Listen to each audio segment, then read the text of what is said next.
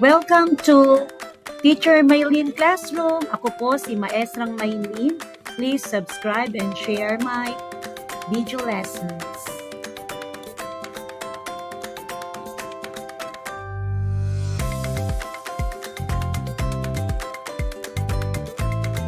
Halina mga bata at sabay natin pag-aralan ang Makabansa Grade 3, Quarter 1, Week 2, ang pinagmulan ng iyong komunidad. Naisasalaysay ang mga alamat na may kinalaman sa kinabibilangang komunidad. Ito ngayon ang ating aaralin sa araw na ito. Ang pinagmulan ng aking komunidad. Alam mo ba ang pinagmulan ng iyong kinabibilangang komunidad? Dahil kung hindi pa, andito tayo para talakayin ang iyong pinagmulan. Mga bata, dahil ang kinabibilangan nating komunidad ay ang lalawigan ng Cavite, ay ating aalamin ang alamat ng Cavite. Alam niyo na ba ang pinagmulan ng Cavite? Kung hindi pa, yan ay ating tatalakayin sa araw na ito. Simulan na natin ang alamat ng Cavite. Noong unang panahon, sa isang malawak at masaganang lupain, ay may isang maliit na nayon na napapalibutan ng mga luntiang kagubatan at malinaw na mga ilog. Ang nayong ito ay tahanan ng mga masisipag at mapagmahal na tao. Sa gitna ng nayon ay may isang makapangyarihang puno na tinatawag na Cavite, na ang ibig sabihin ay ang pinagmulan. Isang araw, dumating ang mga mananakop na nagnanais angkinin ang kanilang lupain. Nagkaisa ang mga tao sa ilalim ng puno ng Cavite at nananalangin para sa kaligtasan at proteksyon. Sa kanilang pagtataka, ang puno ay nagliwanag at lumikha ng isang malakas na hangin na nagtaboy sa mga mananakop palayo.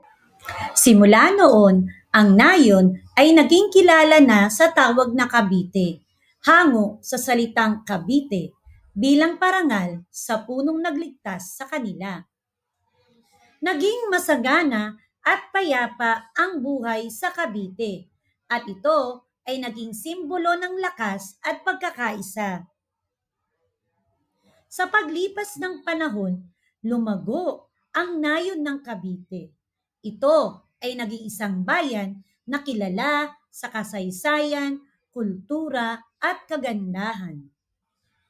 Ang puno ng Cavite, bagamat hindi na makikita, ay patuloy na nagbibigay inspirasyon sa mga tao ng Cavite sa kanilang pagharap sa iba't iba't hamon ng buhay. Ang alamat ng Cavite ay nagwakas sa pagkilala ng mga tao sa kahalagahan ng pagkakaisa, tapang at pananampalataya. Mga bata, batay sa tekstong binasa natin tungkol sa alamat ng Cavite, ating sagutin ang gabay na tanong. Number 1, ano ang pamagat ng kwento? Number 2, saang lugar ito? Number 3, ano-ano ang mga pangyayaring naganap? Para sa ating gawaing pampagkatuto, gagawa tayo ng isang story map para malaman na inyong guro talagang kayo ay natuto. Sisimulan natin ang story map sa pamamagitan ng pagsasaad ng pamagat ng kwento. Tauhan, tagpuan. Ang sumunod naman ay mga mahalagang pangyayari.